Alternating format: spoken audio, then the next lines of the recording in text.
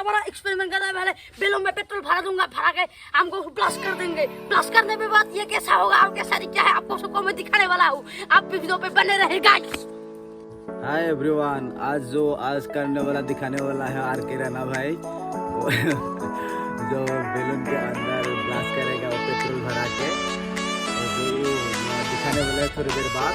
अभी जो देखने वाले हैं ये बैलून है, ये फुला देगा। फुला देने के बाद हम ये पेट्रोल छिड़क देंगे। छिड़क देने से क्या होता है, वो फटता है, नहीं फटता है, वो कहाँ पे जाना है।